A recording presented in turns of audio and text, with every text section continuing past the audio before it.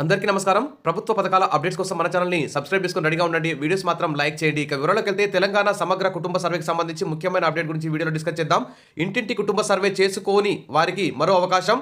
ఇంకా 2 రోజుల వరకు లాస్ట్ డేట్ అయితే ఉంది. కాబట్టి రాష్ట్ర వ్యాప్తంగా ఇంటింటి కుటుంబ సర్వేలో వివరాలను నమోదు చేసుకోనటువంటి కుటుంబాలు ఉంటే వారి మండలాలు లేదా మండలంలోని ఎంపీడీఓలు, పట్టణ మున్సిపల్ కమిషనర్లు సంప్రదించి తమ కుటుంబ వివరాలను నమోదు చేసుకోవాలని ఇక్కడ కరీంనగర్ జిల్లా కలెక్టర్ విజేంద్ర భూయ్ అయితే మహబూబాబాద్ కలెక్టర్ విజేంద్ర భూయ్ అయితే తెలిపారు. ఇక ఇక్కడ కొన్ని ఫోన్ నెంబర్లు కూడా ఇవ్వడం జరిగింది. అదేవిధంగా రాష్ట్ర వ్యాప్తంగా కూడా అన్ని మండలాల్లో, అన్ని గ్రామాల్లో కూడా ఇంకా ఎవరైనా సర్వే చేయించుకోకపోతే వెంటనే చేయించుకోండి. ఇక 2 డేస్ అయితే టైం ఉంది. అయితే ఇప్పుడు దాదాపు సర్వే అయితే 90% పూర్తయింది. సర్వే డేటా ఎంట్రీ అయితే ఆల్రెడీ స్టార్ట్ అయింది.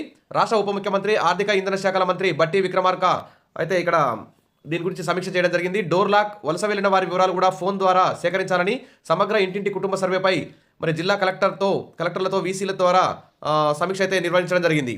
ఇక్కడ చూస్తే రాష్ట్రంలో కొనసాగుతున్న సమగ్ర కుటుంబ సర్వే తగిన ఫలితం ఇస్తుందా, దాని ఆధారంగా సర్కార్ ముందుకు వెళ్తుందా, ఆ వివరాలతో సంక్షేమ పథకాలు అమలు కుదురుతుందా, అసలు ప్రభుత్వ ఉద్దేశం నెరవేరుతుందా, ఇలా ఎన్నో సందేహాలు అయితే ముసురుకుంటున్నాయి.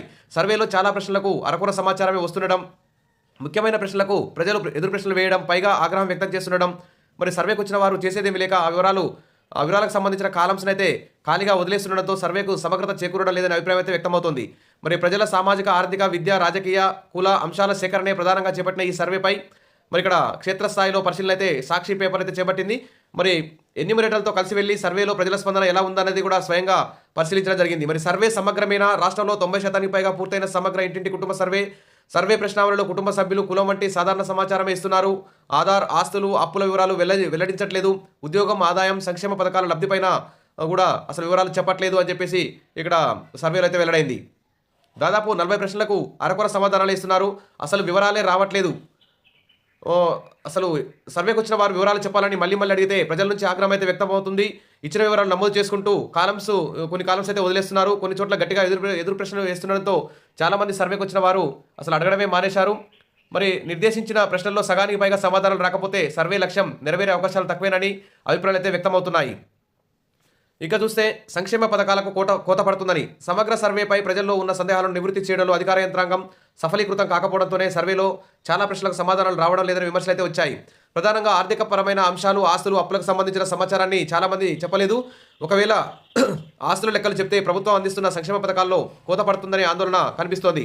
ఈ కారణంగానే ఆర్థిక ఆదాయాలకు సంబంధించిన వివరాలు అయితే చెప్పలేదు. ప్రధానంగా పింఛన్లు, ఉచిత కరెంటు, రేషన్ కార్డు, ఉచిత నల్ల connection, fee reimbursement, scholarship, Indiramma ఇండ్లు మొదలైన రైతు రుణమాఫీ ఇలాంటి పథకాలు ఆగిపోతాయన్న కారణంతో వాస్తవాలు చెప్పలేదని తెలుస్తోంది.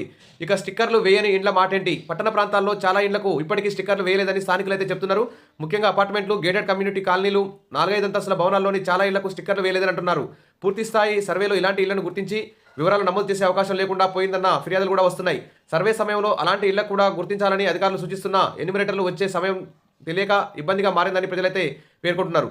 ఇక చూస్తే ఇంటింటి సర్వే నమోదుకు 2 రోజుల గడువు ఉంది. కాబట్టి ఇంకా ఎవరైనా స్టిక్కర్ వేయని వారు కానీ, ఇంకెవరైనా రాయించుకుని వారు కానీ ఉంటే మీ గ్రామంలోని అధికారిని కానీ, మండల ఆఫీసులో కానీ సంప్రదించి వెంటనే ఈ సర్వేని పూర్తి చేయించుకోవడానికి ట్రై చేయండి. Wish all the best. మరిన్ని అప్డేట్స్ కోసం మన ఛానల్ని ఫాలో అవుతుండండి. వీడియోస్ మాత్రం లైక్ చేయండి, మీ ఫ్రెండ్స్కు షేర్ చేయండి. Thank you.